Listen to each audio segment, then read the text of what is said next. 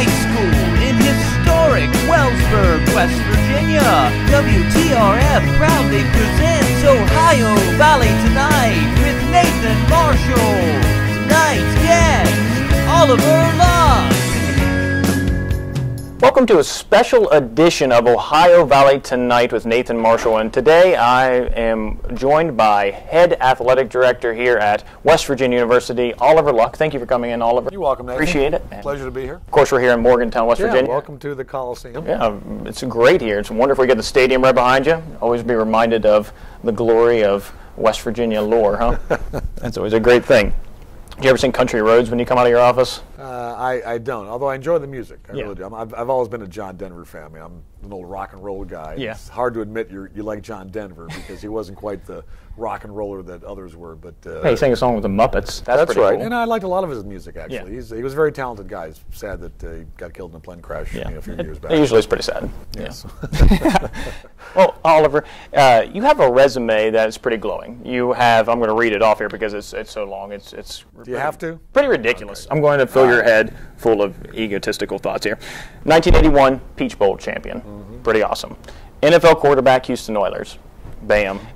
President and general manager of Major League Soccer's Houston Dynamo, and you guys won 2006 and 2007 MLS Championships. Cup. Yeah. That's pretty cool.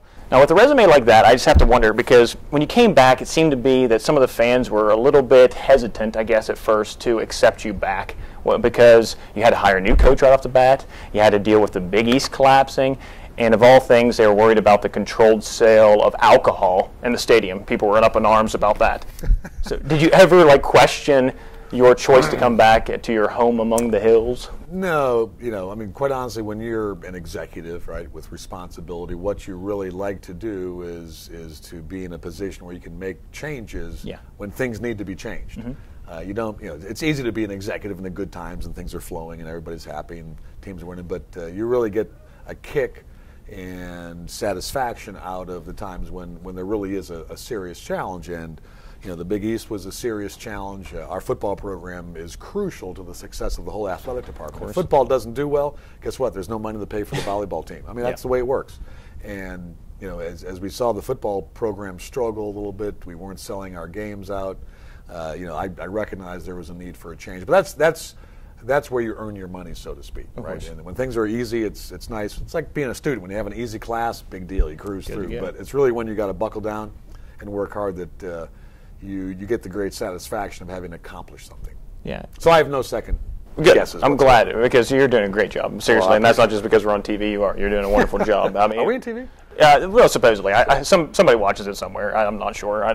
We have one viewer. It's my mom. It's still good. Thank you, Mom. Okay. Appreciate it. Of course, your son, Andrew. Yes. He is a football player for the Indianapolis Colts. He was first pick overall in the NFL draft this year. This is his first year.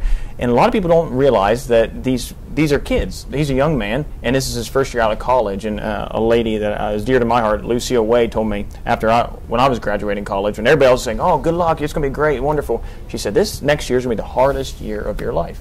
And I was curious, what's a kid like Andrew, down there where everything he does is scrutinized, everything he does is taped and videotaped and analyzed. How is he reacting to that, and how do you prepare a child for that as a parent? I'm not sure you can prepare a child for that because it's unusual to have a kid be your son who's a first-round draft pick or number one draft pick. I think to a certain degree they get used to it during college. I mean, it's just sort of like Geno Smith today or Tavon Austin or Stedman Bailey. I mean, they can't go anywhere in Morgantown without being recognized. Hey, can I have an autograph? Oh, great game. Yada yada yada. So he got accustomed to it out at Stanford, even though the people at Stanford gave him his space. But if he'd go into the city, San Francisco, go to a Giants game or whatever, it was a mob scene. So he's learned how to deal with it. Like most people that are recognizable, he doesn't really enjoy it. He'd like to be able to walk down the street and not have folks take pictures. But it's part of the process. It's part and parcel of being a professional athlete. That's just the way it is. So I don't think you can prepare a kid. I think we've told him, hey, grin and bear it. Again, it's a first world problem. He's not looking for drinkable water. He's worried about trying to create a little bit of a bubble of privacy that he can enjoy. And he's figured out ways to accomplish what he needs to accomplish without being too public about it. But he's enjoying it. He's having fun. But I'm not sure you can really prepare any kid for that. Yeah. He needs to grow the neck beard out again. Well, yeah, that may make him more recognizable. But that's the problem. That's true too. I have to ask. This is the question that's been eating in my brain, I guess. You were an NFL quarterback yourself. So who is the better quarterback? You, Andrew, your son, or Geno Smith? That's the wild card. Well, I'll take myself out of the calculation. Okay, well, you're humble. That's good. Yeah, but Andrew had a great college career, 2-time Heisman, second-place finisher. Yep. A top overall draft choice, set a bunch of records. I think he was the Pac-10 offensive player 2 years in a row out there. Probably. So he's got plenty of accolades. Geno is an excellent player as well. I'm always reluctant to compare any two players because everybody's a little bit different. Yeah.